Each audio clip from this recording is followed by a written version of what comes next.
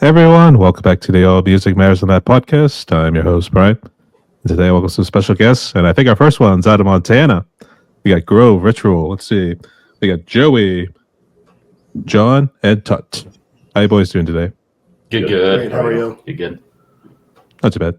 It's the weekend, and actually, happy 4th of July. So, a little belated now, but... Yeah. Same to you, man. But never too late to keep shooting off fireworks. So, Right. Never. It's an American thing, unfortunately. So, Yeah. all right. But I guess how you boys been recently? What's new? Well, we've released a couple singles recently. One of them being Dawn of Oblivion and Amongst the Tall Trees. So we've just been hard at work doing that and preparing for shows and all kinds of stuff. Which part of Montana are you guys hailing from? Because it's pretty spread out, isn't it? Yeah, it's pretty spread out. We're out of Bozeman. So that would be, I would say, southern part. Close to you're up against Minnesota? No, closer to North Dakota. up against Utah and Idaho. Yep. Okay. Yeah. All right. Actually, my dad told me he was there one time for work, and that was pretty much the last I heard about it there, too. So, you have to forgive me. My geography is terrible. So, all right. Actually, my parents were looking at me funny, too. They think country western sort of scene, right? And no, it's a metal band. Yeah. Yeah. No. Yeah. Usually when we tell people what kind of music we play, we always get a kind of a weird look wait, it's not country? I think they keep thinking like I was saying earlier, how spread out Montana is. So it's almost like there's actually a scene in Bozeman that's a metal scene. So I think that's why it's actually funny. So Yeah. The scene's definitely coming back. And I think pretty much every town, slowly but surely, more bands have been popping up and more shows and more people have been showing up. So I think that metal is pretty big here and people travel far for a show that they really want to see. So that's definitely up and coming for sure. that's good. And I guess what's the plans this year? You gonna do any new material, get some shows in and around Montana and then out of state? Yeah, as many shows as we can get, really. Just trying to get, the publicity out there, make sure people know who we are, know what we're doing, make sure that, we can get out there for people. Yeah. But we haven't really started writing new stuff. I mean, these guys are always writing stuff. We haven't gotten together to formulate anything seriously yet. We're just kind of, practicing what we've done, getting things together, practicing for shows, building all of our kit, all of our gear, trying to get dialed in. All right, sounds good. So can't wait to see what your boys got. So Yeah. But first off, everyone, I want to welcome you all to my podcast right here. So the way it's just going to work is I just want to ask you guys some questions. I want to get to know you more both as the musicians, but also as the individuals as well here too. So you guys ready? Yeah. All right. So we'll start with Tut and then we'll work our way down the line. Just make it easy that way. So Tut, tell us your backstory and what role do you play in the band? I do vocals. I've been doing vocals, I think 10 years now or something like that. Not in bands or anything, but just I don't know, on my own time kind of thing. I used to sing before I did that. So I've been just regular singing, clean singing for, I don't know how many years that's been, since I was 15 or something like that. But yeah, that's about it. I mean, I don't have much musical background other than that. I just like metal, like to sing, like to vocalize, like to tell people I don't know. Yeah. Well, I didn't know if it was your parents who kind of pushed you in the direction of being a choir boy, for instance, or something like that. Oh, no, dude, definitely not. No. My dad actually sang choir. He used to sing a lot, but he never pushed me into anything like that. My dad is a Beach Boys kind of surfer dude, and me and my dad are just opposites. Not to say that we don't get along or anything, but it's it's just very different. If I was one of those things, opposites attract, or something like that. Yeah. But they never pushed me into music. They're definitely not fond of the music that I do. It's they're always oh, you're doing that music stuff again. Okay, nice. But It's- you know, I would say this wasn't one of the things they doused you in holy water, was it? oh, did it? Yeah, almost, but not quite.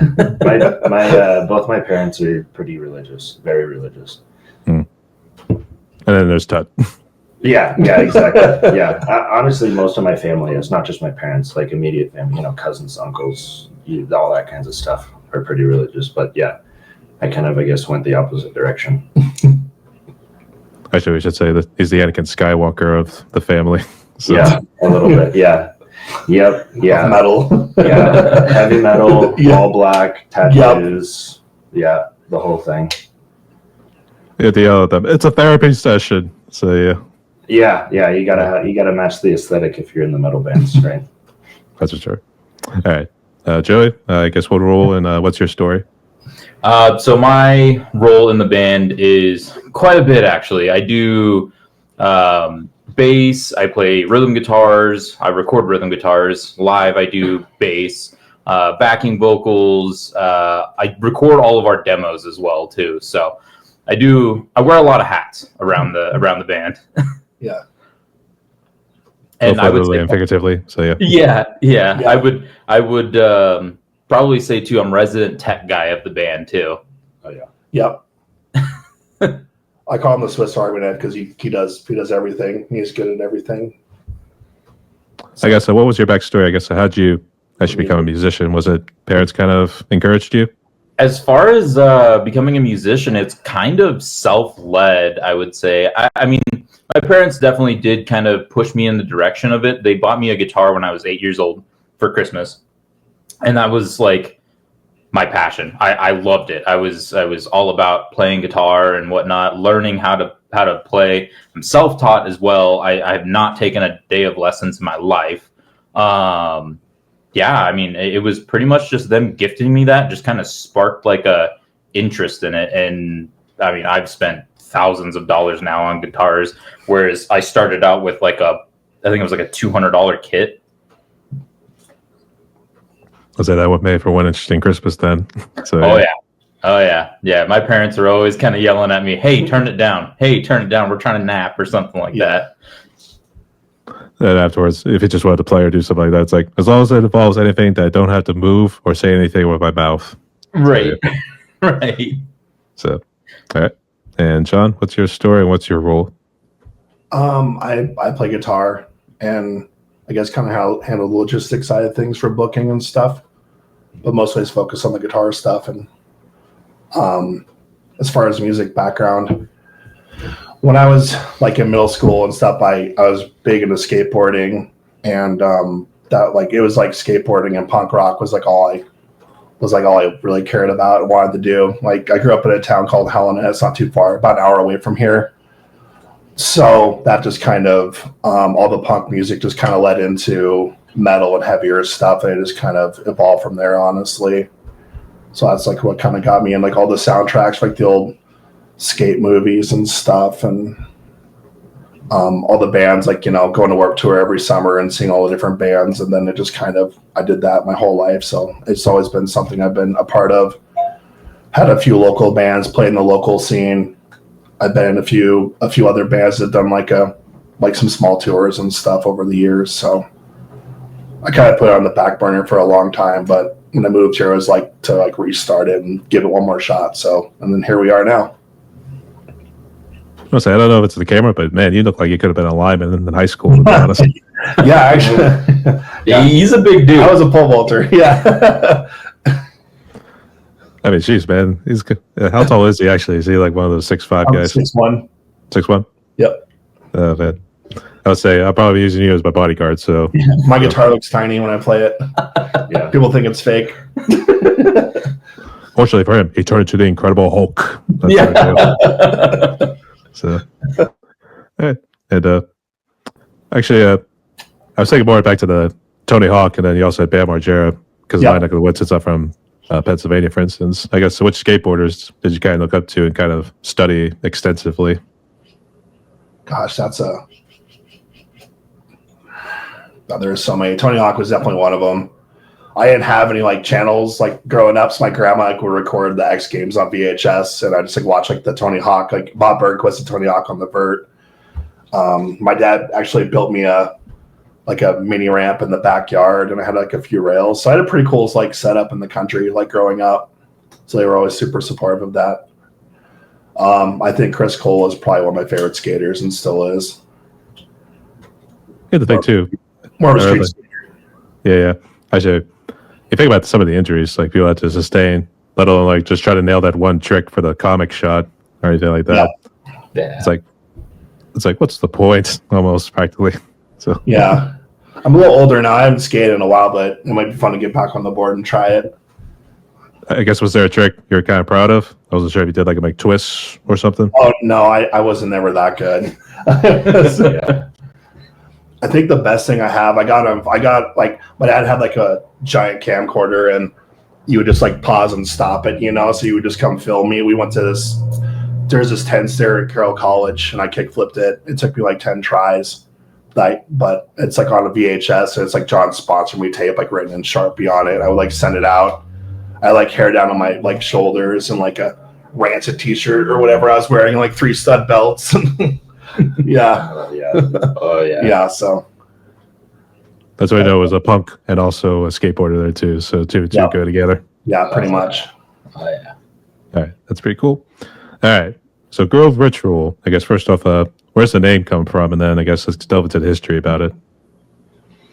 Oh, dude, we came up with the name. So it's based off of like the Bohemian Grove, and so we we bounced through a bunch of different names, and then we all kind of agreed upon the idea of like the Grove Ritual, and then everything that's involved behind that.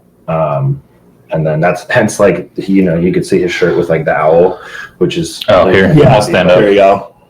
It's Yeah. like the Moloch effigy Yeah. inside of the Bohemian Grove. And then like even to our symbol doesn't have anything to do with the Bohemian Grove, but we wanted to kind of take like the occult idea of things, and then just keep it inside of that like that culty esoteric essence, I guess you could say. But I say this is the territory of Salem witch trials now, is it? No, No. Jeez, it was cool though. But actually, I was checking out the artwork there too because I checked you out on Spotify just to see what material you guys had out. That was obviously the Dawn of Oblivion and the other song you had mentioned earlier. But oh it's okay. But just looking at it too, you're just seeing all the elders with the hoods and everything. yeah, Go to a burning ritual or something. So it's like yeah. so metal. So yeah. Yeah. The idea is just like we wanted like when we thought about the emblem, we wanted something that you could like carve into a tree, something that like people could tag places that wasn't like super elaborate and crazy, and you could just like get stickers and stuff like that. Yeah. We wanted it to actually be something that people could mimic on their own, and almost make like a collectivism and a group behind it, which is where the symbol came from, kind of. And it's supposed to be, if you look at it, it's got the G and the R in it, so it's Grove Ritual also. But again, back to that like that culty familial kind of essence to it. I was saying, has anyone carved it into a tree yet? No, John carved it into his chest though. No, I'm kidding. I'm kidding. That's a joke. He didn't do that. Not yet. I mean, I know people who brand stuff there too. Yeah. Branded. Yeah, for cattle. Yeah. I think it was supposed to be like Bohemian Grove at first, but it was taken by like a band like overseas or something. They had a little bit of following. Yep. I think I called Todd or something. What if he did some like Grove Ritual, like part of like it, and then that's kind of how it. Yeah, because we didn't want to be like directly tied to the Bohemian Grove. We just wanted it to be more ambiguous, I guess you could say, because just like that culty idea of being in a grove, being in the forest, doing that kind of stuff. Yeah, kind of secret stuff, and they gather like in July every year. We're releasing our EP in July. Oh yeah, that was so we didn't plan that, but it happened, so that was kind of cool. Yeah, that was completely coincidental. It was meant to be. I guess so. But I guess what's the history? I guess how'd you guys be and then form this group right here? Well, I'll let him talk. 'Cause I think everything kind of ran through him. When I moved here, I was I like put Craigslist ads out. I was trying to form a lot of like more. So I would put ads on Craigslist. So it took me like a year of like meeting up with people off of Craigslist, and they would like show up like in a flannel and like bring their mandolin and stuff. And it was really hard to meet people who want to play metal. And then I've seen Todd at the gym I worked out at before, and a mutual friend knew who he was, so I got his number and just kind of connected with him. And we had another drummer at the time, and we like set up, like we would play like in my bedroom and like scream into the studio monitors and have an amp and like a little electronic drum set. And that's like how it all started.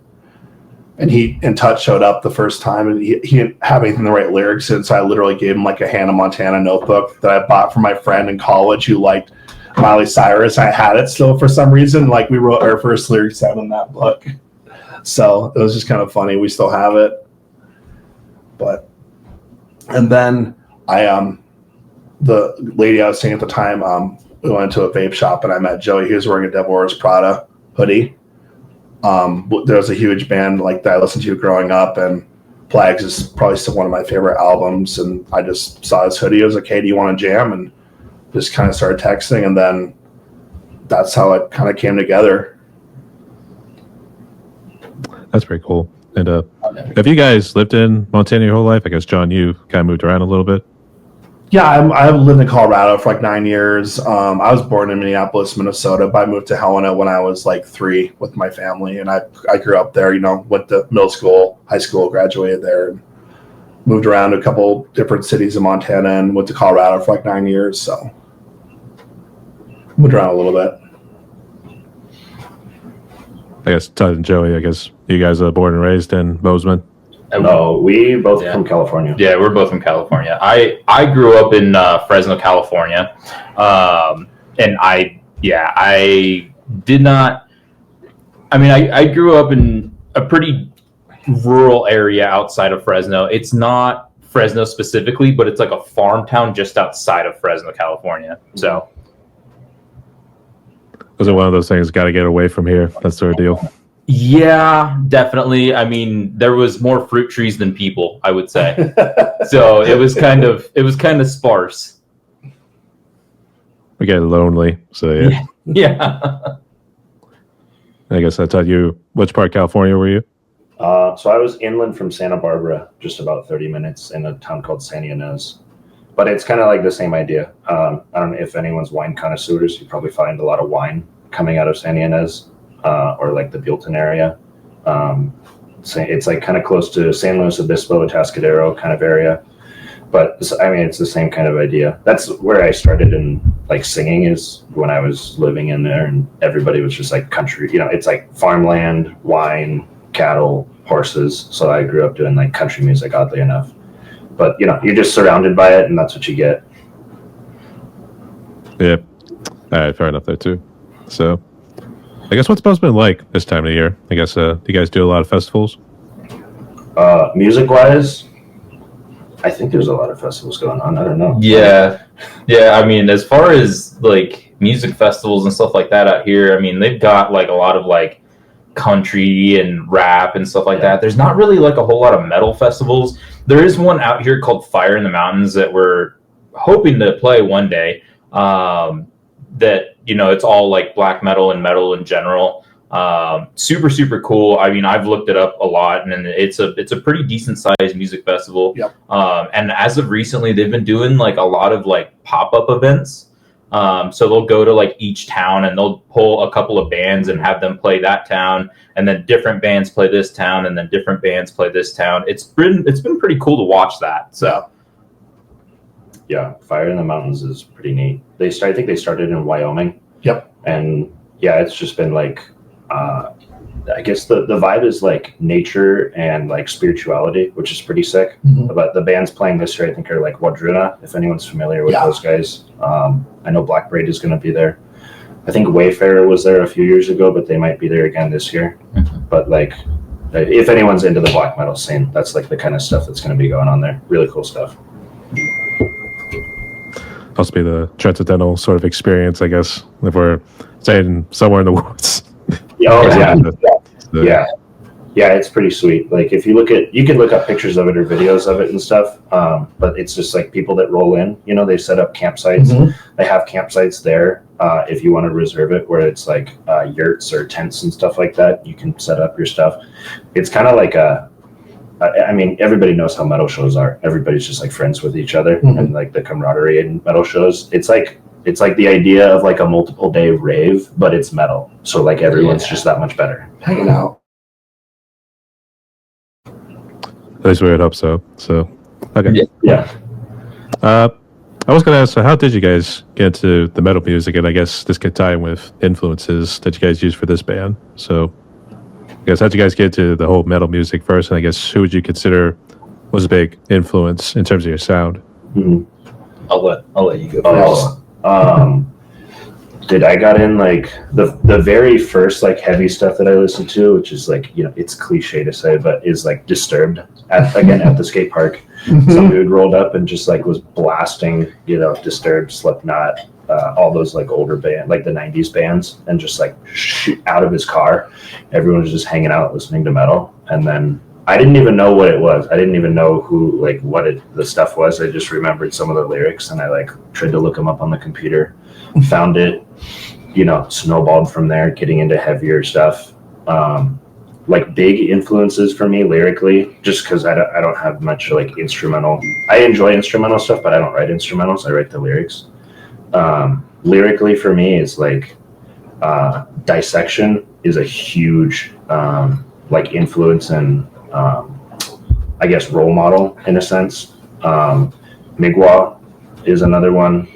Groza, guys like that are kind of like I guess philosophical in a sense. I like to put layers into my lyrics instead of just like beat in your face, like heavy, nasty stuff, which is cool. I like to listen to all that kind of stuff, but I really do enjoy stuff that's like deeper subconscious subliminal messaging to it that like speaks deeper to people. Cool. So for me, I grew up with, my mom was like heavily into like the 80s hair metal groups and stuff like that. And I remember she had Metallica's Reloaded, and I listened to that song Fuel, and I was like, oh, I like this. I think I'm going to start branching out into this. Because at the time I was kind of listening to like softer rock, like more radio rock stuff.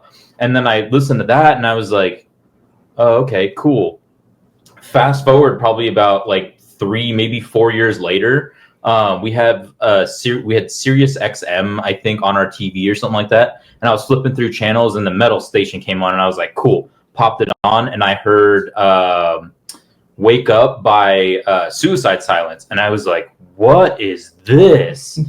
And just blew my mind. And from there on, it was just like, I went into like metalcore, deathcore, like all the genres just kind of exploded into that. And then also too, just like the heavy influences from like the new metal era too, because I kind of was, getting into heavier music during like new metal, like Limp Bizkit and Korn. like Linkin Park, Korn, like all those guys.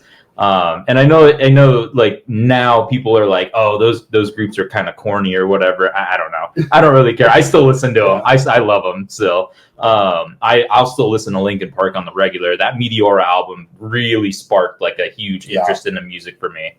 And then, just progressing through time, I just found more heavier bands and just kept like evolving as how much what I liked as far as metal genres went. And a lot of people just don't really understand too that there's a lot of different subgenres to metal. I mean, you've got deathcore, you've got black metal, you've got different subgenres of black metal, so there's like all kinds of different stuff. Happy black metal. That's the one I always thought was a little funny. Yeah.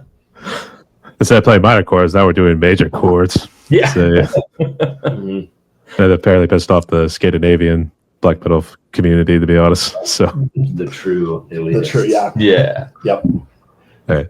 And John? I was just telling these guys a story actually. Back with all the punk stuff I was listening to, there was always like mixed CDs and stuff that you would get. There's this clothing company called Atticus, and they had like two compilations, and it was Atticus Dragging the Lake Part 2. And the last track on that was a song by a band called Thrice. And it's called To Awaken, Avenge the Dead. And that, like, was the first time I heard, like, breakdowns and chugs and stuff. And I immediately, like, looked up Thrice and gotten, like, that song Deadbolt. And then it just, like, kind of just went from there. Got me into, like, bands like Unearthed, Killswitch Engage, As I Lay Dying, Black Dahlia Murder. And then all those other bands just kind of led down different rabbit holes, different subgenres of music. And just like guitar playing and stuff. I had this guitar magazine called, it was like Guitar Player or Guitar World I subscribed to. So bands like, you know, Trivium were in there. So that was like a big influence, and it's like kind of just kept going from there, honestly. Lots of YouTube videos, like different things that like, and then I just kind of find bands that way, honestly. Yeah. Actually, mine was more so because of a friend of mine in middle school that kind of introduced me to the alternative metal, like what you got with Under Oath, From On to Ashes. Yep. And I guess you could also throw in Devil Wears Prada, because I know you mentioned that earlier. Yep. So Yeah. I would say, I think I can respect Plagues, but I think mine was more of Dear Love, Beautiful Discord. Yeah. Oh, yeah. That's a good album. Yeah. Actually tempted next year in April to actually do Dogs Can Grow Beards All Over as a drum cover. Nice. That's awesome. Heck yeah. Yeah. And is it just you three in the group right now, or I guess do you have any other members in the group? Well, permanently it's us three. Yeah. We have so again, Joey, like being the end all be all. Yeah, He definitely. programmed all of our drums so that we were actually even able to write, because like John said, we had a drummer, didn't work out, left. And then so we were like, well, we still want to write music. We're not just going to stop. So Joey programmed drums. We wrote to it, got what we could, it was a bass line for us. And then we hired on what we have, a session drummer now, who's amazing. So good. He's the drummer for Galvanist. If anyone's interested in looking those guys up.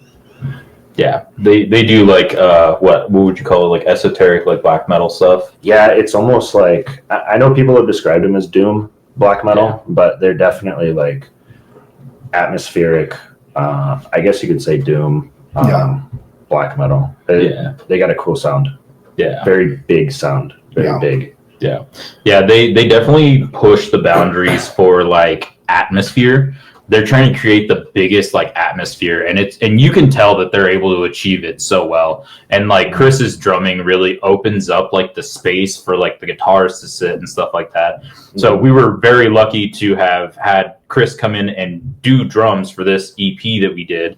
And yeah, he's just been a phenomenal drummer. He actually took some of the parts that I wrote and reworked them a little bit to where they fit a little bit better as well. Because also too, along that same line, when we lost our drummer, I didn't really know how to program drums. I was like, I don't know what this is. So I'm going on Ableton, hitting keys, trying to make sure things are lining up right. And I'm like, okay, I guess so. Fast forward probably about 3 years later now I can jump into that studio and go click, click, click, click, click, done. Cool. I got a beat, Yeah, we wrote that whole EP in this spare bedroom studio behind me right here. And we kind of sat in that room and wrote like the whole thing, like, Joey programmed all the drums, and we just kind of moved stuff around until it started sounding good. And that's how I wrote that entire EP, actually. Yeah. That's very well done. Good work there, Joey. Hey, Joey. I did ask about genres here too, I guess. What is it that makes a song, or let alone a band, atmospheric? You think it's more of like ambience you kind of give with like Lorna Shore, for instance? Yeah, I guess you could say. It depends on the atmosphere that you're trying to give, I would think. Like, you can have heavy bands that give like a really aggressive atmosphere. These guys, Galvanist has like a really like big epic atmosphere. They don't do a whole lot of like the synth work or any of like the choirs or orchestra or anything like that. It's like heavy drawn out guitars and really good cymbal work with the drums. Lots of tom work and stuff. Yeah. They just leave a lot of like openness for the sound to, I don't know. It's almost a spiritual experience. I guess you could say. Like watching them live is good. Like Chris's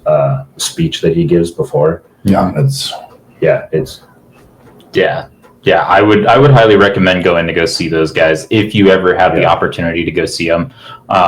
Yeah, Chris, he's a very well spoken person too. Anytime you have a conversation with him, it's a very, very well conversated conversation. Yeah. So. All right. I guess check them out here too. But are they a very known metal band that kind of tours both the States and globally? They've done some tours. They've done some tours, yeah. They're very well known here, especially in the black metal community, I would say. I don't know if that's, Yeah, they've done stuff with, I don't know if anyone's familiar with like Abigail Williams. So they've like toured with those guys or played a couple shows with them. I think Chris said they did something with Uwada, I think is how you say it, Yuda. I'm not sure what it is. Yeah. But some of the other bigger heavy hitters in the scene. Yeah. All right. I'll check them out when I can here too. So thank you for sharing. Yeah.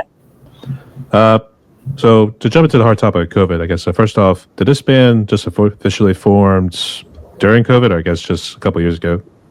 After. It was after. Yeah. A year or two after. And here's the thing too, is I'll say that I really branched into music actually during COVID.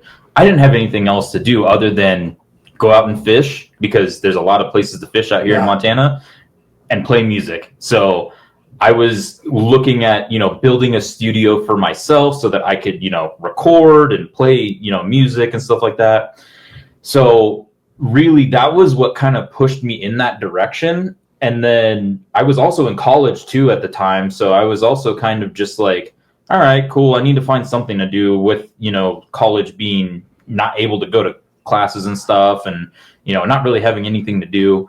And then it kind of got to a point where I almost didn't even have any time anymore for music, because COVID had just started ending and whatnot.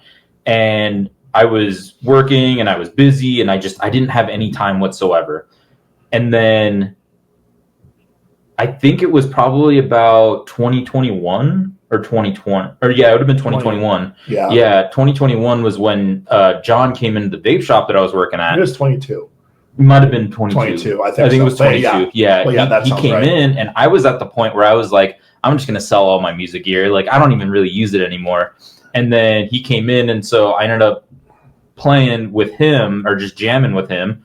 And honestly, I was like, okay, yeah, let's do this. And I kept everything, and I started continuously building my studio. And now my studio's like, I wouldn't say it's top notch, but it's suffices for sitting in a spare room in a 2-bedroom apartment,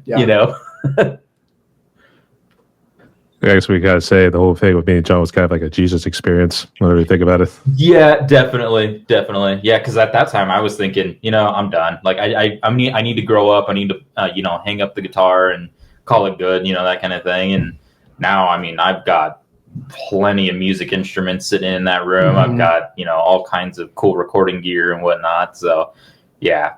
So definitely, it was definitely a moment for me to realize, like, oh, hey, I can do this, and I think we can take it far. Mm-hmm. Yeah. I guess kind of lead to a question, I guess. How bad was COVID for you guys, personally, family-wise, and anything else music-wise? I know Joey kind of gave his story, so I guess more so Todd and John. Dude, it was, I'll be honest, it didn't exist for me. Like, I do welding and construction, and up here in Montana, and Big Sky especially, it's like, hey, like, we don't care. People want to build stuff. They want to get stuff done. They want things up. Like, so it's like, we never really stopped. We didn't slow down at the shop. We just kept moving.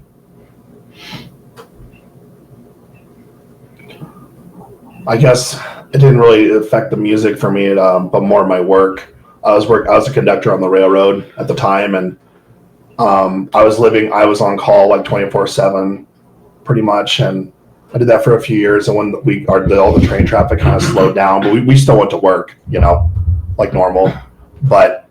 And then they would like furlough you for a few months or bring you back and work you for a month, and there's just no stability. And in the time I had off, I got all my guitars back out and kind of started riffing again and playing some covers. And I'm like, I really missed this. And then I was just sitting in my house one day and I was like, living in Missoula at the time, just wasn't happy. I'm like, I just decided like I'm going to move to Bozeman and start a band. And also the good snowboarding here. I want to be able to snowboard. So, and that's literally, I just made a decision. I just packed up my stuff and just moved like a week later.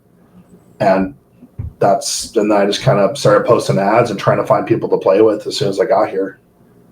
So it's been a long journey, but like here we are. It's been kind of crazy actually. That's good. So what year did you move to Bozeman? Was it like during the heart of COVID? No, it was after. Was it okay? Yeah. To try to make sure I piece it together before you met Joey. I've been here for like 3 years now. Yeah. 3 years. Yeah. 3 years. Yep. Yeah. We've been working on music together for about 3 years now. That's wow. That's crazy to think about. I haven't even really thought about that. It's weird to think about. Yeah. How much we've been through and it's kind of crazy too. It started out in his bedroom. Actually, he had like a Kemper and like a cab, and like I came over. Actually, beforehand, they were already meeting up, and then he had talked to me, and I wasn't able to get the time off work, and then finally I was able to get my schedule switched around, and then I was able to actually join and like play and whatnot. But it was kind of one of those things too, where it was kind of like they kind of wanted to feel out what kind of stuff I was into versus, just like, hey, you're in the band, that kind of thing. Oh, yeah. So I came over, I jammed with John, and, after that, it was just kind of like one thing led to another. Yeah. So, and the rest is history afterwards. Yeah, pretty much. Yeah. But on a serious note, were you and your families okay? Did anyone get real sick with COVID? No. For me personally, I lost my grandmother to COVID. I think it was COVID complications. She also wasn't super healthy. But I think that was 2021 where we had lost her. And, it was tough on us, but we continued to just move on and whatnot. So. Sorry to hear that. So, yeah. All right. You see, you boys are doing well there too. So, keep on going. So, yeah.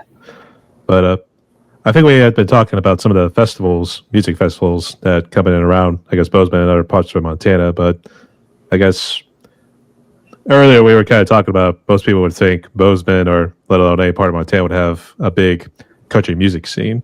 Mm-hmm. So would you say the music scene these days after COVID has been pretty diverse? Oh man,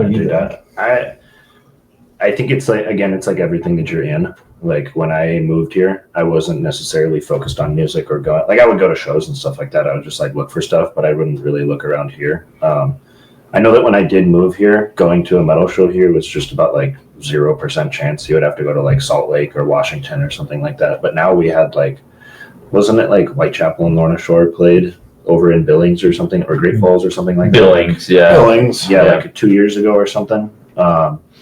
We had a couple bands come through that some of the like the like more again black metal stuff up in like northern Montana that was cruising through over to doing their tours and stuff like that. So I think like the metal scene is definitely growing.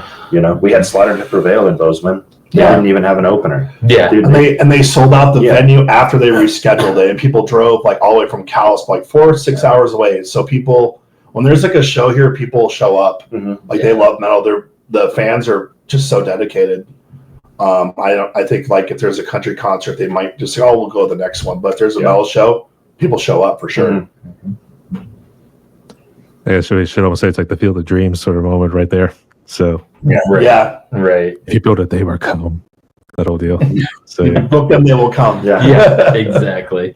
I would definitely say that like as far as like shows go out here, anytime I've gone to like a metal show, whether it's in Billings or Bozeman or Missoula, actually I don't think I've actually been out to a show in Missoula, but Billings and Bozeman, it sells out pretty fast. Yeah. And people will travel from Wyoming, Washington, Idaho, Utah. Like I've met so many people from all over the like neighboring states that just are like, oh, Billings, cool, I'll drive 6 hours. Yep. You know, it's crazy too to think that, Yep. you know, and I've even done it myself too, because like where Bozeman is you can drive 6 hours and get to Salt Lake City. So if you want to go to a show in Salt Lake City, drive 6 hours, you're there. Yeah. You know, and you can go to Salt Lake City, you can go to Washington, you can go. So the inverse is, you know, also possible too. So I've seen a lot of shows within the neighboring states as well. So, you know, I think that like the metal scene's going to be blowing up here within the next year and a half to maybe even 2 years. Mhm. I think that there's going to be venues that are dedicated to just metal shows. I guess how many, technically, we could call them cities. I don't know how big Bozeman is, but I guess what's the biggest towns and cities that Montana has? Oh, Billings. well, yeah, Billings. Billings. Missoula. Billings and Missoula, yeah. Bozeman's right up there with them, Yeah. and then Great Falls. Yeah. Yeah, and I would say those are the big like Mhm. 4. Yeah. Yeah, And they're big cities. They're Yeah. not like little like Podunk, Montana cities. They're like full blown Yeah. like little LAs. yeah, yeah, Call it Los Angeles. Yeah. yeah. Actually, I don't know. How big is Helena? Or is it kind of a... Oh, no. Talk to you on the- Oh, man. I'm actually not sure anymore. It's Yeah. growing. It's been growing. All these cities have been growing so fast, and there's, you know, like the whole Helena Valley has grown a lot. So I'm not sure like what the population is now. Mhm. But even like there's like even more of a music scene in Helena. There's more bands going there, and we're gonna play a festival October 4th called Hellfest. So that's gonna be a fun one that's going on. Yeah.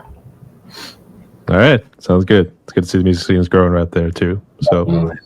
do you guys also get hit hard with the tourists coming through? Or are they mainly going up to the Glacier National Park? Both. I would say both Glacier and Yellowstone. Here is Yellowstone. Yeah, here is Yellowstone. I would say Kalispell, which is just north of us, gets hit hard with this people Yeah. going to Glacier. Some people will make that drive from both. I think it's like Yeah.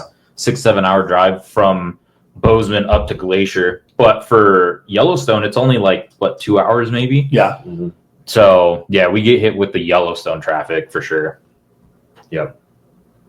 I'm sure it drives people crazy, but Yeah. that's always a beautiful setting. I mean, Yeah, it is a beautiful place here. It's hard to deny that. Yeah, but Yeah. there's a lot of tourists here. Place just gets pretty overrun.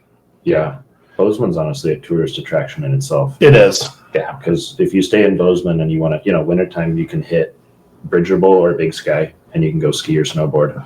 During the summertime, there's most people come here to, recreate, fly fish, camp, Yep. Or they want to hit the town or do whatever. So like year round, people are always here. Yep. I guess we should say thank God, but I guess at the same time, we don't want the crowdedness. So, Yeah. Yeah. It's a bittersweet, it Well- keeps people employed and keeps work going Yeah. and stuff like that. But also it just gets pretty congested. Yeah, it does. Well, and that's the other thing too, is our winters are really long and then our summers are like pretty short. They are. Yeah. But during the winter, they don't do any road construction. So by the time that summer rolls around, it's all road construction and they like block off the whole town basically because they're tearing up roads left and right. Yeah, we got like 3 or 4 months to do the work. Really. And so Yeah. it gets busy. Yeah. So as far as traffic goes, it's all contributed to how much, road construction they're doing and whatnot. And then as soon as it starts to snow again, then it's like all road construction ceases. Yeah. And then you're like back in the heart of winter again. And you're like, man, this sucks. Let's go for Yeah, snowboarding at least. yeah, it keeps them employed too. So, yeah. Yeah. Yeah. I think I just remember a friend of mine actually went out to Bozeman. And they were just doing all sorts of hiking trails. I forget Oh yeah. which part of it was. I'm sure there's plenty out there, but it looked beautiful to be honest. So Yeah. Yeah, it is. Yeah. It's a beautiful area. that's for sure. So keep going strong, boys. You're making us proud. Yeah. Yeah. So I guess let's go ahead and jump to the gear that you guys got. So I guess what do you boys use? Oh, I'll let you start boy. out because There's a lot. You've got a lot of gear, huh? gear as far as Like your music gear. music gear. Yeah, dude. I have in-ears and then I borrowed John's microphone. Yeah. But what did we get for in-ears? Just like the bass and Basin 5 drivers. Yeah. BASN 5 drivers. I love them. They're nice. They weren't super expensive either. They were like $180, $170, something like that. And it's paired with a Shure wireless in-ear system. Yeah. The mics are all Shure, just I'm Shure SM58s, and I have a few SM57s. Yeah. So, and then for me personally, I have a BTB 805 MS bass. That's an Ibanez. And then I also use a Dingwall 5-string bass. It's one of the NG2s. Those basses can get pretty spendy, so I was like, I'm not gonna get the NG3 because the NG3 just has 3 pickups. The NG2 has 2 pickups. I'm cool with just 2 pickups. Yeah. And then also too, for like my guitar that I use for like rhythm guitar and stuff like that, it's a Stephen Carpenter 7-string. It's like a green sparkly one, which is kind of cool. I like it. And it has like a telly body to it too, so that's pretty cool. And then as far as like all of our recording gear, we use like a Focusrite interface. It goes directly into my PC that I built. I initially built that PC for gaming, but it's pretty much been taken over by music and recording and stuff. So I don't even really play games or anything on it anymore. But the thing is a powerhouse. It can handle like 35 some odd plugins and whatnot. So I'm able to put on there whatever I want. And then I've got, I use JBL studio monitors. I just recently upgraded and got a sub for it because I was noticing my mixes were lacking a little bit of low end. So I needed to figure out where those frequencies were. So I ended up getting a sub for that. And I'm learning how to mix a little bit better too. And I've got a plethora of plugins. I mean, I always see one like on Facebook and I'm like, that would be cool. And then I get it and I'll use it for like a month and I'm just put it in the storage with everything else kind of a thing. So every time I see some, I send it to him. He's like, oh, I already got that. I'm like, oh, okay. Yeah. He's like, it's already got it. So that's pretty funny. I would say for our live gear, we've got 2 quad Cortexes that we're running for guitar and bass. And then we've got an XL32 that we're using for that. Yep. And XL32 rack. And then we have the Shure PSM 300 system for our in-ears and stuff. Oh, anything else that I'm missing? I run like a Mesa 4x12 cab. Yeah. Mm-hmm. They're my favorite cabs ever. I tried every kind. They're still my favorite. Guitars, I have a 7-string Stephen Carpenter, just like his, but it's black. But it's weird because the guitars, when we record, they sound like they just sound different. Every guitar has a unique quality to them. So we'd use his for certain parts and the other one for different parts. Mm-hmm. And I have my backup is a ESP 8-string. I'm not sure what model it is, but it's got like the Les Paul style body. But they're passive pickups. They aren't active. So it sounds really good when we're like jamming with my cab, but plugged in the studio, it just does not sound good. I don't know why, but it sounds really good if you're running it through a cab or in live. So that's the backup guitar for sure. It's hard to pick which one to play because they just have different sounds and they both play a little differently. But and they're both in drop F. Yeah. You know, you always hear about when to say drop, for instance, in terms of like the tuning. So I guess what's the lowest someone could go on any guitar, really? It's getting to a point where you can do double drop D. Yeah, it really low. I've seen people relatively close to double drop A, which would be a full octave down. Yeah, I think so. I think it's a full octave down from regular drop A. Yeah. So it would be a full octave down from drop A. Where, you know, if the standard listener doesn't know, you know, you've got standard, drop D, drop C, drop B, drop A, and then drop G, drop F, and then drop E, which drop E is a full octave down. So if you take that whole scale and drop it again, double drop A would be way down there. I was just thinking, isn't it like loosening up the strings? Isn't that what they normally do when you're dropping it, for instance? Yeah, for you basically detune it, and you know, to the average listener too. I mean, it was it's tough to achieve some of those because you have to have a really, really thick string gauge to maintain tension on either your bass or your guitar. Either one. But the nice thing is that technology has come a long way, and so drop tune pedals are phenomenal. Yep. As far as recording goes, though, I would recommend probably going and actually making sure you can set up the instrument into the tuning that you want it. But as far as like playing live, nobody's going to know the difference. So you can just go drop tune pedal. Yeah, a lot of bands just do that. They play one guitar and do like 4 different tunings of one guitar. Yeah. So you're not hauling, a ton of guitars on the road. Yeah, you basically just select your tuning as your anchor point, and then you figure out if it needs to go up or if it needs to go down based off of which song. So always learn something new in terms of gear too with these interviews. Yeah. All right. I just kept hearing about it too. And have you guys ever played on 8 strings? I know you mentioned about 7 string. Do you have an 8 string? Okay. Yeah, we have 8 strings too. Yeah. I think we at the beginning too were pretty like dead set on playing 8 strings. It felt like though that drop E, which is essentially what the standard. Yeah, I guess it would be on a 7 string. It'd be an E standard because you just got B and E on it. Yeah, yeah. So on an 8 string, it would be basically drop E essentially. Yeah. We were noticing that like the clarity we were losing it. So we went up to drop F and went to 7 strings. And I think it provided us a pretty good, it gave us good clarity, but then also too allowed us to like riff a little bit more. I felt like the 8 strings got a little clunky at times.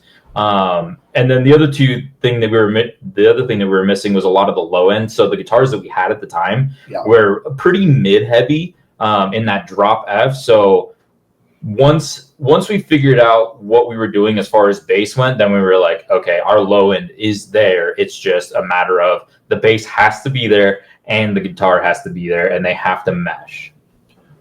Yeah, we'll play things that are like if you have drop F and you can move up like 3 frets or whatever and bar it, and you can play more riffy stuff that still has the clarity and cuts through the mix and sounds good. Then you can like play the strings open, and then you have like the dissonant and the heaviness of like the chugs that you want to. So I think it was like the happy medium for like the sound we were going for. It kind of took us a little while to figure it out though. Yeah. That's pretty cool. And since you guys seem to DIY your own music here too, I guess, is there any sort of studios in around Bozeman that are kind of known for, I guess, let alone helping musicians out, but are pretty renowned for any work they've done? Dude, I don't know. We didn't actually. So who we actually went through, so we did all of our demos and then went into a studio and recorded with his name is Phil. So we recorded drums and vocals there, and then we did guitar and bass here, and then sent it all off to a gentleman named Bob out of Mayhemness Studios out in Sacramento.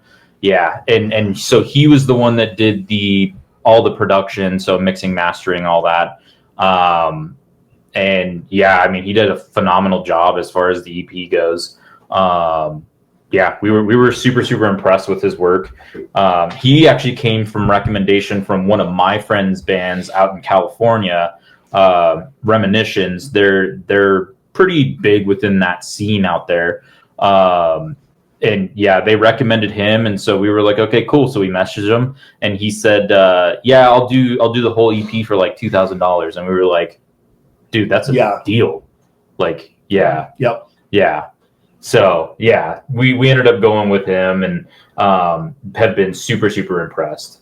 So yeah, and Reminiscence and those bands had like a distinct kind of sound to them. So he kind of gave our EP or our music like a really dark, like kind of a sound that is mixed a lot differently than a lot of the Montana bands sound. Mm-hmm. I think like a lot of the recordings from Montana kind of all have like a similar sound. I don't know how to describe it. So having someone from out of the state do it, I think just gave us a kind of a different sound. It kind of makes it sound a little different when you hear all the bands. If there are like 10 different Montana bands lined up, ours might sound a little different in the mix. So that's what I really enjoyed about it for sure. Yeah, and it's not a bad thing that Montana bands sound fairly similar within their mixes and stuff like that. It's not a bad thing at all. We just wanted to go a different direction and provide our own sound. We were searching for our own sound. We wanted something that was different than what the norm was in Montana. That's all. Yeah. Actually, when I did this, I thought it was like, oh no, I thought it was that sort of thing. No, that was actually a pretty good rate. That was great. pretty good because I think other people that we reached out to, it was like 5,000 to 3,000. So no, and he's a great guy too. If any musician wants to have anything produced, please by all means hit him up because I mean he's awesome. He worked with us. We had some snags here and there, and he was willing to work with us, and he didn't get frustrated at all. Very personable. With, Yeah. So that's Bob's the man. I guess so.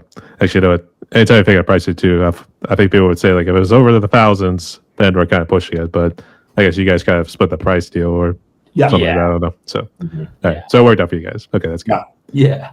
So do you guys, or at least just for the songs you've released so far, I guess, did any of you guys have any hands in the lyrics, or is it all Tut? I think all lyrics. I would say all the lyrics are pretty much Tut. Yeah. I think, I'll let you take that one. He kind of has the vision for all the songs. They're all kind of intertwined and tell a story in a way. Yeah. What were you curious about? Just like the two that we've released so far? Yeah. Amongst the Tall Trees, like the actual track Amongst the Tall Trees was supposed to be like the Bohemian Grove, kind of like our own story of it. Someone's like subconsciously pulled into the forest and they're like going back and forth between conscious and unconsciousness, and then like going and being sacrificed in the grove to the grove, and then forever resting amongst the tall trees kind of idea. Dawn was just like, it was just like aggression. Yeah. That song was funny because instrumentally it was a completely different song that we didn't even we wrote a song and then we were like, dude, this sucks. Just like we picked a bunch of pieces out of it, completely scrapped all the lyrics, and then wrote for that one. Yeah, that was the last one we finished up. I came in to record it with Joey, and like the thing was blank, and I'm like, we're redoing the whole song, right? And he was like, yeah, we're gonna redo the whole thing. I'm like, oh my god, okay. Yeah. And then like the name was Black and Light actually originally. Yeah. And so like that was like a last minute change actually.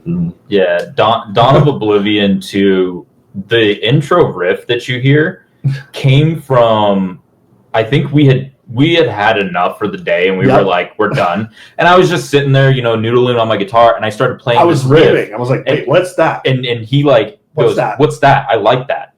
And that opening riff, I was like, I don't know. I was just playing it, and I played it again, and I recorded it in, and that's it. Yeah. And that riff also too comes back in a lot of like the heavier breakdown parts too, because it was such a catchy riff that like it caught everybody's ear, and we were like, oh, okay, yeah, let's go that route.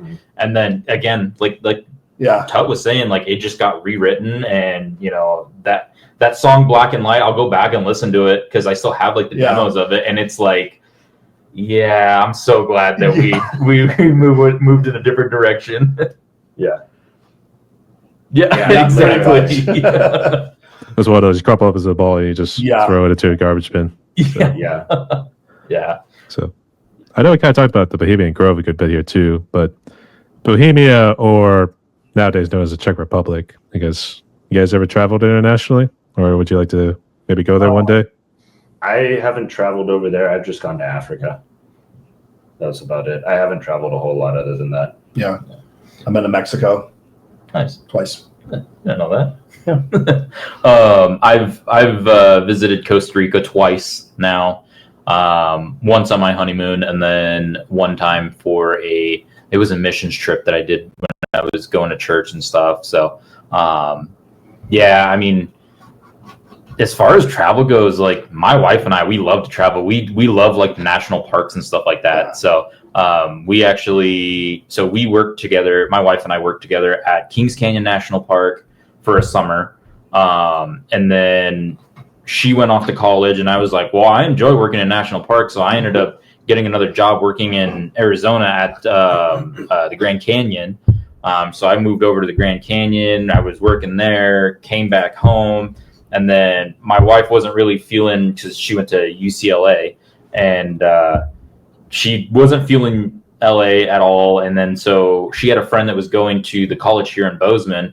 And so she talked us into moving up there. And I was like, well, I'm not sticking around California. So I moved up to Montana. And that was my story of how I made it up to Montana. But I mean, whenever somebody's like, oh, where are you from? I usually go all over. Yeah. Because like I've lived in California, I've lived in Arizona, I've lived in Montana now, so I just say all over.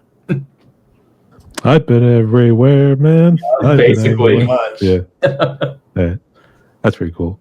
So, Yeah. all right. So we got one more question before we jump into some fun ones here, but it kind of delves into AI and social media. So I guess, what do you guys think of it these days? Do you find it more like a double-edged sword?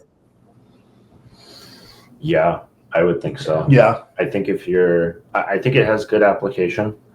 Like if you're not using it, you're going to be behind, really. Yeah. But I also see the value in I would never use AI to create like artwork for what we do, or use it to write my lyrics or anything like that, because it takes like the personal connection out of it. I appreciate having somebody else like put their talent and their time into what we're presenting and like putting into the world. And it's also a cool thing that like humans can just like think, we can like think of something, put it into like material life. Yeah. Like we can just like lyrics or instrumentals or EP art or whatever it's going to be. So I think like AI should be used, certainly. If you're not using it, you're going to be behind the curve, but it's also, I think, application. Yeah. I think my viewpoint on it is I find AI useful for, I would say more for like planning purposes and whatnot, and like help with writing. Say you're stuck on something and you're like, I don't know how to phrase this, and then you can throw it into AI and it'll spit it back out. You're like, oh, okay, yeah, I never would have thought about that. But in that process, if you're not actually like reading it and you're not actually like learning from what AI has spit back out at you, that can be a double-edged sword, because it'll make your writing comprehension and whatnot weaker, and you're not actually learning anything. So for me personally, like if it spits something back out at me, I like take that to heart and I like really learn from it. So it could be something of like the color was red, and then it like elaborates it out and it makes it something bigger. I go, oh, okay, yeah, that's maybe how I should like phrase it next time. As far as like we talk about the social media stuff as well as AI, if I wasn't doing music, I probably wouldn't have any social media anymore. Yeah. But for music, I think there's the double-sided sword. Excuse me. With so many people, like a lot of bands have really blown up, like on TikTok, especially in deathcore, and it's like they're selling out a lot bigger. They're selling out like arenas, and the tours just keep getting. Really enjoy that part of it. I think a lot of people don't. They like it was more like underground. So I think it's good for the bands that want to do it for a living and want to push their message and their music out there. And I mean, but for some others, they might disagree with that. So I think it's kind of depends on the band and like what you're trying to do, honestly. Yeah. All of it can be a tool. Yeah. Used for good things for sure. For music. Yeah, it can be a crutch, or it can be crippling, or it can be a tool. Just depends on how you're going to be using it. Yeah. I would say just don't give it the nukes, we should probably say. Yeah. I guess, did you turn to an actual artist to design your logos and I guess even the merch that you had on there, Joey? So as far as like artist goes, I think that was all Yeah. through you. Yeah. Who did you find for that? So the guy that did our EP, the single, this shirt, Yeah. his Instagram handle is Imperfect Designs. I've never actually met the dude. I don't know who he is. I think he's from, I don't Yeah. even know. Maybe Spain. Yeah. Something like that. Yeah. He's from somewhere else out of the States. But he did all that stuff. And then the other shirt that we had on it was just someone I found again on social media, just looking through Instagram, found some sick artwork, and I was like, hey, that's cool. It said for sale on it. Yeah. And I just messaged them. We I need was this. like, hey, can we buy this? They're like, dude, heck yeah. So I bought it, and then I got it, and then my buddy in California that I grew up with does all of our t-shirt printing. He has a like a family business that they do, t-shirts, laser engrave, cups. They make banners, flags, stickers, patches, things like that. So I just shoot all the artwork over to him, and then he puts it on shirts for us. Yeah, all the artwork and the EP, it's all the stuff has come from Tut. So he's taken like the lead on that for sure. Yeah. Like the whole concept of the album and the song, the lyrics, everything is from Tut. Yeah. It's a good choice. So I guess tread carefully with the whole AI deal. So Yeah. that's how it doesn't become what I call now the Skynet conspiracy because of Yeah. all that. So we'll have to see, but tread carefully, good soldiers. Yeah. Okay. So, boys, we reached through all the questions here. So, here, let's jump to some extra fun ones. Ready? Cool. Yeah. Yeah. All right. So, I'm curious if there's a particular dish I haven't heard about yet out of Montana. But, Tut, I guess, what would you say is currently your favorite food? Shit. That's a hard question. Yeah. I thought Of all these were the these. easy questions. Dude, I don't know. I honestly eat kind of bland. I meal prep for like on Sundays for like my entire week, so I don't get much of a chance to like eat nice fancy food. But when I do eat, I don't know, my girlfriend and I will go out to like sushi slaps here. Honestly, that stuff's pretty good. Or did I always appreciate like a well-made steak? Like not just like a steak where someone's just like charbroiled steak. Here you go, like a really good well-cooked steak. Probably. That's pretty basic of me for being in Montana. I like a steak. But that's what I like. Yeah. I say it's got rich in protein, so you could at least argue that. Yeah. Yeah. Joey? I would say personally, I love tacos. Tacos are my favorite. Go-to. That is like my go-to. I mean, whether it's homemade or you actually get it from somewhere, I can go for a taco about any time of the day. My favorite is it's gotta be elk steak. Oh yeah. Yeah. That's Yeah. pretty good. So elk steak, mashed potatoes, and broccoli. Favorite meal. Is there a difference between that and kind of what regular steaks are? Yeah, a little bit. Yeah. Yeah, like you get, if you ate them right next to each other, you Might be can a little taste more the difference. A little more gamey. Probably. Yeah. Just also depends on how it's prepared, yeah. how it was cared for, how it was cooked, all that kinds of stuff. But I mean, I've had antelope steaks that, if you put a beef steak and an antelope steak right next to each other, you just throw the beef steak out the window. Yeah, it's like good. not even comparable.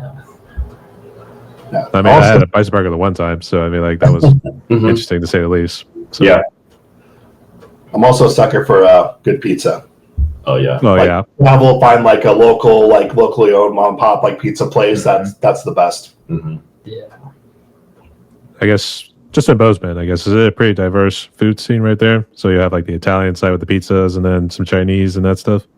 Relatively. It's getting there. I would say it's getting to that point. I mean, we've got a pretty decent like Mexican restaurants out here. But like overall, like I would say a burger or steak restaurant, like your normal like steakhouse kind of a thing, is like kind of the norm out here. Yeah, and for me personally, I can only eat so many burgers before I'm like, I can't do this anymore. Yeah. Yeah, food, it's expensive out here too. It's so expensive. Again, being like a touristy kind of place, you get a lot of people in here with a lot of money, and you have a burger that's exactly the same. One's $25 and it says artisan burger, and then the other one's just like a cheeseburger. People are gonna buy that $25 burger. They will. Yeah, 100% Every time, even though it's the same thing. So a lot of the restaurants around here are like it's like good food, but it's not like, man, that was worth my money kind of food. it all comes off the same truck. Yeah. Just labeled differently. Yeah. We slapped on a tourist sort of tax to it in order to get a little bit more bang for our buck. So, Yeah, the downtown Bozeman has some like kind of fancier, more bougie restaurants, I guess, and they're good though, but they're definitely expensive. You go there on special occasions only, pretty much, or we do.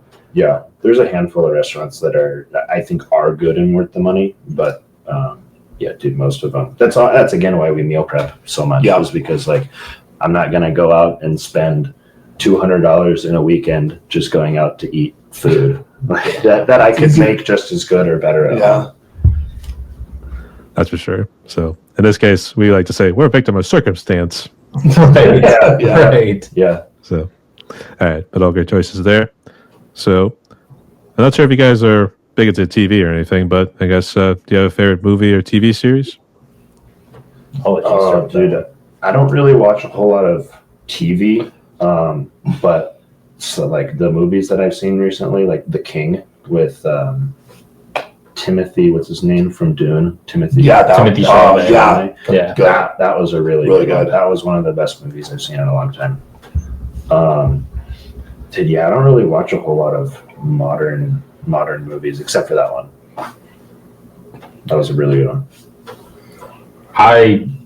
Oh my God, I watched a lot of different things, like anywhere from like an action movie to like a reality TV show, because my wife will get sucked into like a reality TV show like Survivor, or even the big one that she's stuck on right now is Love Island.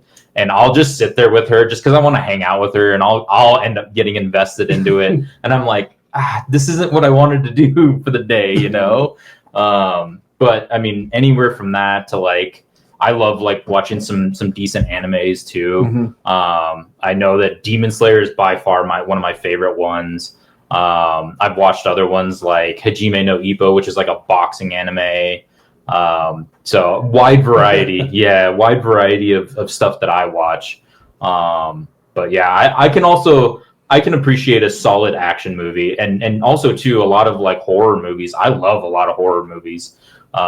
When they brought up the idea of like Bohemian Grove, I looked it up and I was like, oh, I love this. Like I like this like dark, creepy like scenario to it, because like I loved like Blair Witch. I loved like all those found footage films. I love a good found footage film.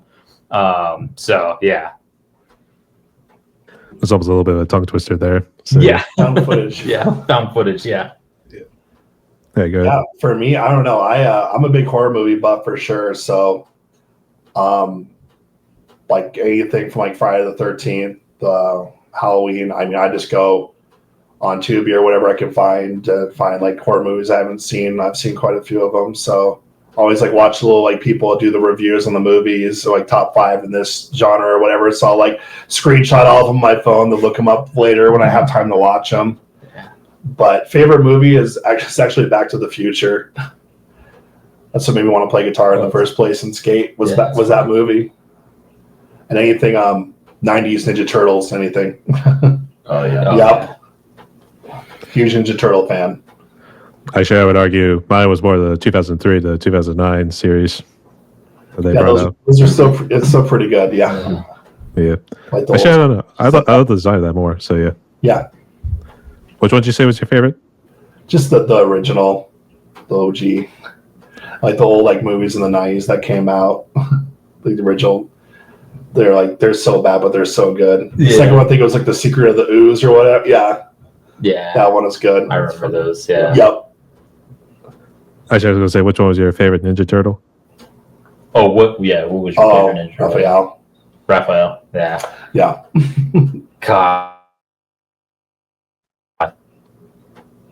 I think he had like that like dark demeanor. That's exactly what. Yeah. Just like, kind of the misfit of the group, the misunderstood one. Yeah. Had a little bit of an attitude. Just went out on his own. Actually, I'm sorry, Joe, you cut out there. What was your favorite? Oh, Raphael. Raphael. Okay. Yeah. So, I always found what was his name? The one with the orange. That was Leonardo, right? No, Where was that? Donatello. nope. Michelangelo. no, it's Mikey. Mikey. Yeah, Mikey. Michelangelo. I always loved Mikey. Yeah. Mikey was always like the good comedic relief to like make sure that Raphael wasn't always like so broody, you know? Yeah, definitely. Actually, I think they did like a comic book series. Might have been released recently, but it seemed like Mikey at least finally grew a pair. He wasn't so much the comic relief anymore. He was now kind of a hard edge one whenever he's trying to also be honest. So Yeah. also got a little bit with dark too, because unfortunately, poor Dottie I think was caged and tortured to say the least. So Yeah. so let's see. I'll check it out there too. So for the next one here, I guess in terms of alcohol and non-alcoholics drinks, I guess which one would you say are your favorites? Oh, dude, I really appreciate a good. I think it's called Lafore. It's a Scotch. It's like a really smoky Scotch. I'll usually get that if I'm like out for a nice dinner or something like that. Non-alcoholic, dude. I don't know. Milk. Regular 2%. Yeah. Just a nice glass of whole milk. It's pretty good. Sometimes I'll put some maple syrup in it. It's like my little thing. That was interesting. I guess what does that do? Just kind of add a little sweetness to it. Yeah. Sometimes I'll hit that after the gym. I'll just do like a couple eggs in it, milk, and then some syrup, and just smash it. I don't know, just that kind of sounds wrong now with the eggs added to it. Yeah. It's a little raw, but it's just kind of they hit it and move on. All right, Joey. I would say I have like I don't really drink a whole lot of like liquor. I drink a lot of beer. Modelo's are definitely like my go-to. And then as far as like if I do drink like liquor, most recently Screwball. It's like a peanut butter whiskey. And I'll mix that with some coffee. Oh, it's so good. Whoa. It's so good. Say Screwball. Screwball, yeah. Jeez. I guess I was trying to think of something funny there too. There's like when you just enjoy a nice tasty beverage to wash it down or something. Right. So yeah. All right. Did you say non-alcoholic? Non-alcoholic. Oh, geez. Probably a Monster. Yeah, like an energy drink of some sort. Yeah. I'm like consuming caffeine so much throughout the day. It's like it just like keeps me going throughout the day. So yeah, I would say anything that's like caffeinated. Like I'll go with like a Monster usually if I can find a Monster, but if not, I'll go with something that's comparable. Oh, alcoholic, just a good old fashioned. That's probably my favorite. Doesn't really matter on the whiskey. I just kind of like whoever makes it to make it their own way. And so every time I go out and eat, I usually order one and see if it's good or not. And probably Blue Monsters are my go-to drink. I drink like 2 a day. It's so bad.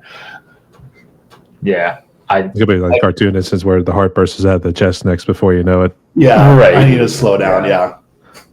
So, all right, all great choices there. And so here's how I word the last one for you. It might be a little tough to answer, but if you do have a favorite song you would consider your favorite of all time, feel free to share. Otherwise, you can list who you consider your top 5 favorite bands that you've currently been listening to a good bit. Wow, that's a hard one. that's a tough one.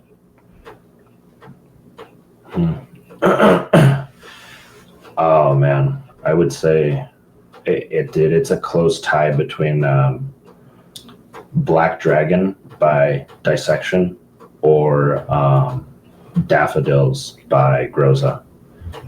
Those are probably because Black Dragon was like the song that got me into like opened me to black metal.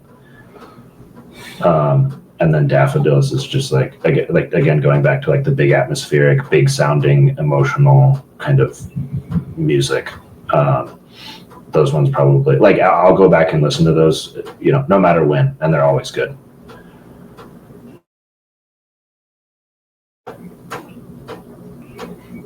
I guess Joey, John, you able to think it over? Let's see. I would probably say "Unanswered" by Suicide Silence is like my favorite song. I would say that that whole the Cleansing album was just a big part of like getting into like heavier music and whatnot. I mean, it was just ahead of its time, I would say, and I would say like the recording itself is just so raw, and like you can tell that there's like a lot of emotion behind it.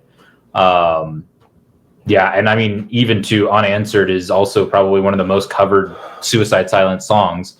Going even to Phil Bozeman from Whitechapel performing it at Mitch Slucker's memorial show. Yeah, I mean, it was that song is probably like the top. And then I think you even asked to like what the top 5 bands are that we're listening to right now. I'm like super stuck on Shadow of Intent's new album. That new album is super, super good. I'll even say like Brand of Sacrifice is like the next for me. I think I find myself going to, oh God, what else am I listening to right now? I always listen to Suicide Silence too. Like they're ones that just always pops up. Whitechapel, the new Whitechapel album has also been on a repeat cycle for me.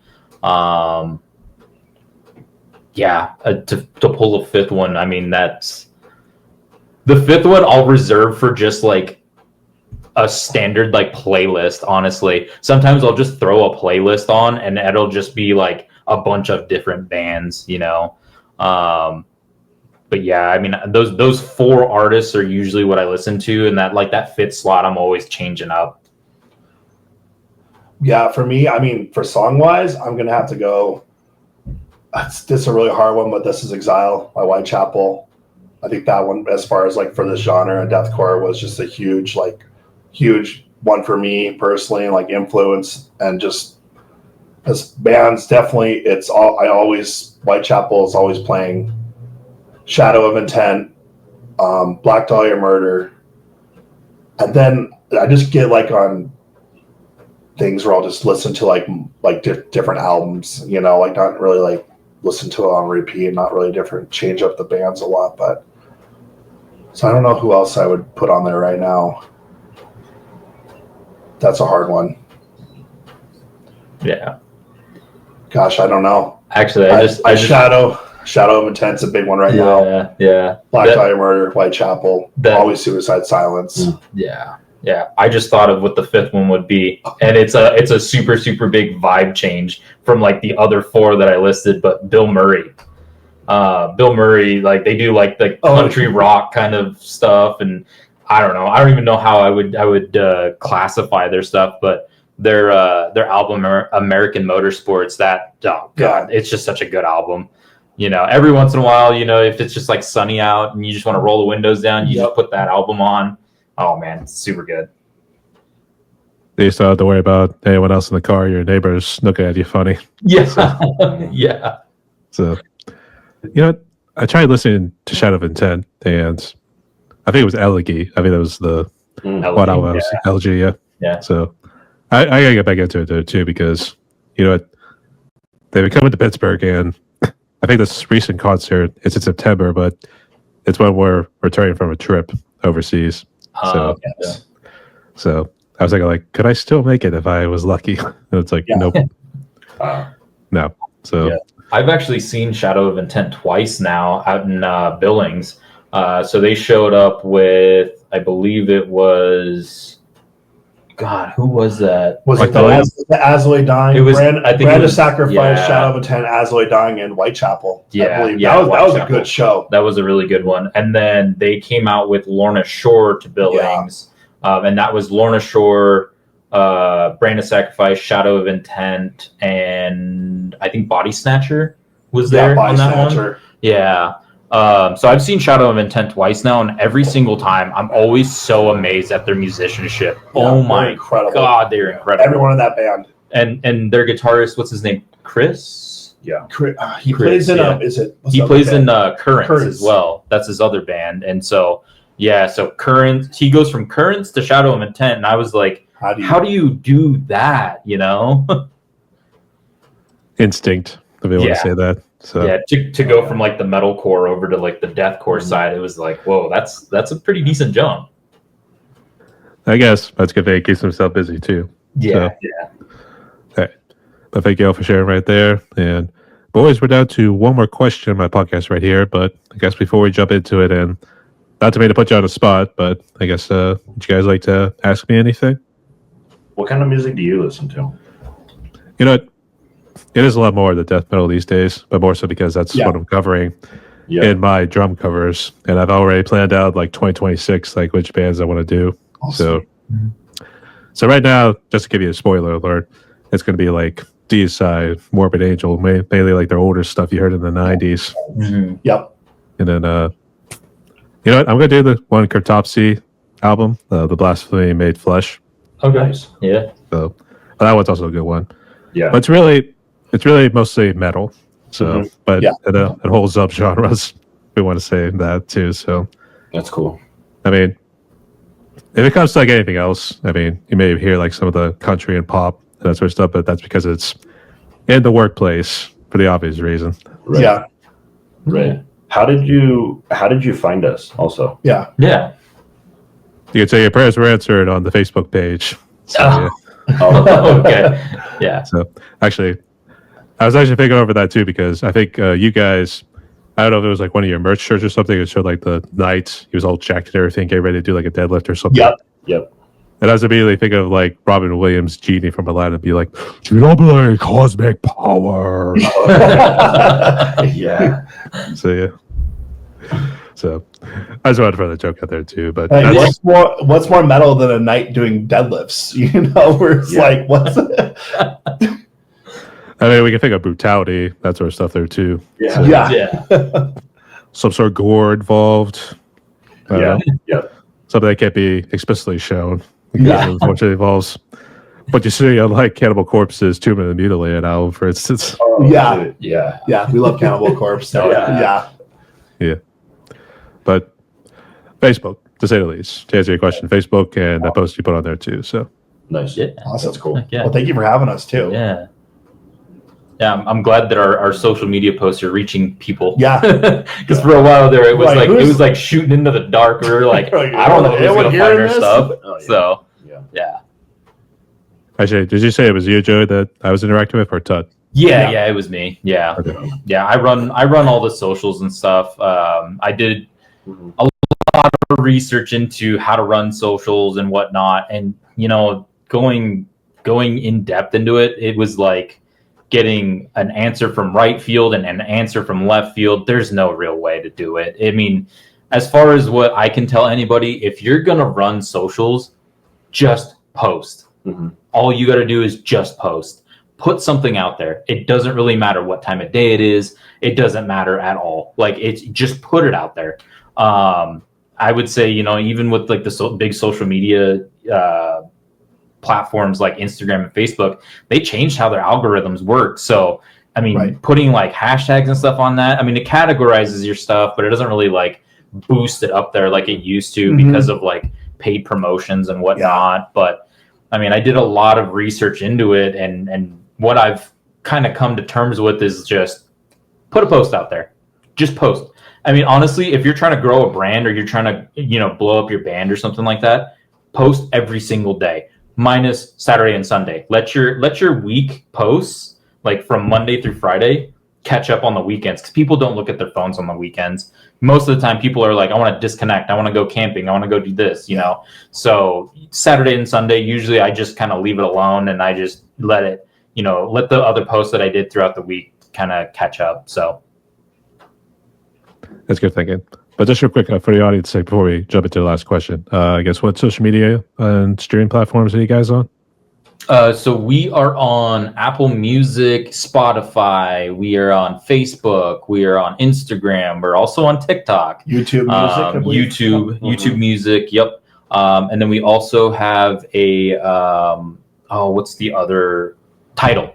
We're also on Tidal as well. All right. So for the last question, first off, was anyone good? I just want to make sure before we jump into it. Yeah. I'm good. Okay. All right. So here's how I'll word the last question. And Tut, you can go first, and then we'll just work our way down the line. So, Johnny, make sure you think over what you want to say for this one. So, Oh yeah. all right. I'll be on the spot starting to name favorite bands. Favorite. Too many. Oh, there's that too. But anyway, so given the amount of negativity you guys have seen these days, I don't know how much you watch in terms of the news or anything, but these days people seem to get quite divided because of the obvious political spectrum, or usually some sort of events that are happening either within the States or in and around the world here too. So what would be your message of hope for people and musicians out there so they can move forward with their lives? I think as a general rule, like not just speaking to musicians, because like I think musicians, if you're gonna do what you're gonna like, no matter what you do, people are gonna be critics of you, and if you bend a knee to the critics, then like you're no better than they're just telling you what to do. Basically, you're just making you've made everybody else your king that you have to serve. So I think as far as musicians' personal lives, just people existing. Build a castle and keep people close to you inside of it, and anybody who tries to break your castle, just keep them off. Metaphorically, your castle. So get the people that you can count on, people who you agree with, people who are in the same mindset as you, and then whatever else comes your way, build a strong fortitude, and then you can withstand basically anything. Yeah. I mean, I would say as far as negativity goes, I went through like a big change this last winter. I would say, I the way that I dealt with it was I got myself into the gym. I got myself working out. I got myself healthy. Get yourself healthy. That's my biggest thing is if you're going to deal with negativity in your life, get yourself healthy. You need to get yourself healthy in order to be able to have the right mind frame to deal with the negativity. And that's the other thing too, is like the negativity is always going to be there. You just have to deal with it as it comes, kind of a thing. But yeah, I mean, getting yourself healthy, getting yourself into the gym, getting yourself just right, physically is going to help you mentally a lot. Mm-hmm. That's kind of my thing to musicians too, because as musicians, yeah, we may not be some of the most athletic people on the planet, but also at the same time, you are a musician. You're almost like a pro athlete. You need to work out. You need to do some cardio. You need to do this and that, because when you go film a music video, you don't want to be out of breath. When you go play a show, you don't want to be out of breath. So getting yourself into the top shape, that kind of helps your mentals, it helps your physicals and all of it. So that's how I think musicians should deal with some of the negativity. Yeah. Not to cut John off or short or anything, but like as far as the way that I think about it, again, Joey, build yourself up. Your body is like, it's like your foundation almost, The message that for me, the message I want to put out to people is, and through lyrics and music and everything, is like, just be strong, be confident. And the first way to do that again is like, have a strong foundation. Not to get on like the whole like Jordan Peterson soapbox, but like build yourself up first, and then put yourself out into the world. Like if you've built your house on a foundation of like, built your house on sand, like you're just going to get pushed over easy. But if you're like, think about what you stand for and then back that up. No matter what it would be. It doesn't matter who agrees with you, who disagrees with you. If you can say, hey, this is what I think, this is what I believe, and then people are going to disagree with you, like the negativity in the world. Everybody's going to have an opposite opinion, no matter what it might be. So as long as you can say, hey, this is what I think, this is what I believe, you'll have people who go, hey, like I believe that too. I agree with that. you know, and it doesn't have to be, you know, political or polar, whatever it might be. Like it's just like a good, honest, pure message. Yeah, kind of agree with what they were saying. I honestly play the music you want to play. A lot of people are like, oh, why are you playing this or that, you know? And whenever I tell them about music stuff, and I think it's important to like, yeah, play what you want to do. That's what's important, you know. Like Joey said, you know, go to the gym, like a healthy mind, and try and get away from some of the more distractions that are on social media and stuff. And I've started reading a lot more this past year, and that's really been a big thing for me, and not doom scroll anymore, unless it's for music stuff. Yeah. But yeah, clear mind, gym, and know what you stand for. And like, that's kind of what we've done with this music, and it's really ours. And so we're excited to put it out into the world and, you know, see if people agree with it or not. Yeah. Yeah. And honestly, I don't think any one of us care if people enjoy our music. You Yeah. know? Like that's the whole point of Yeah. it, you know, like if we wanted to be popular and famous and like financially, you know, dependent on a music career, we wouldn't pick metal. Yeah. You know? Yeah. Like we would go do some like popcore or whatever country music. Oh, I know all three of us are really proud of what we've done and what we're going to continue to do. I think it's a pretty clear vision moving forward. So I think that's the best thing that we have going for us right now. Yeah. Yeah. I think what we've got heading forward is going to be pretty big. Mm-hmm. And I think we've got some big plans. Yeah. I'd say of all us fellas, I mean, there's always a chance to go to be in a boy band or something like that. So Pretty much, yeah. Yeah. We need 2 more people, right? 5 people. Go back to the 90s breakaway pants. Just Yeah. that kind of Jinko stuff. jeans and Yeah. frosted tips. Yeah. Yeah. Totally sell out and deteriorate and just start making popcorn. Yep. Yep. I guess. But spoken like a bunch of true prodigies nonetheless. Plus, it's always good to throw a little Jordan Peterson every now and again. So Yeah. Right. Yeah, he's got some good stuff. plus, he also goes back to his religious roots with the whole thing of building a foundation on stone instead of sand. So, Yeah. Yeah. Yeah, it's basic stuff, but like, you know, you take like the religious element out of it and it still like stands true. Like just be headstrong in what you're thinking, what you believe. Yeah. that's for sure. So thank you boys so much for sharing there too. And if I had to reach in my podcast right here, we talked a little under an hour and 40 minutes. But before we close out, would you guys like to give any shout outs? Maybe want to show off the ink for the cameras? I don't know. Yeah. I guess so. Yeah, he's actually got Yeah. some cool stuff, some cool ink. Yeah, I like in the process of filling. I don't know how clear it is on the camera, but You can get closer to it too. Yeah. let me see if I can. Some cool stuff coming in. I found a guy local that does it, James Strickland. If anyone's in like the area or wants to get like real sick, like horror-esque tattoos with like the realism, dude's on it, way on it. I think for me personally, I would like to probably shout out Bob from Mayhemness Studios. Again, if you guys are, you know, looking for somebody to produce your stuff, hit him up. He's out of Sacramento, California. Great dude. And again, too, reach out to us if you want to get any of his info. And then we also have the guy that we rent our practice space from too. He has a recording studio as well. His name is Jack, Tangible Studios. He's a great producer too. If you're looking to go into like any kind of rap or any kind of acoustic or rock or anything like that, he's really good at what he does. Hit us up too for that. I mean, those guys have helped make this possible.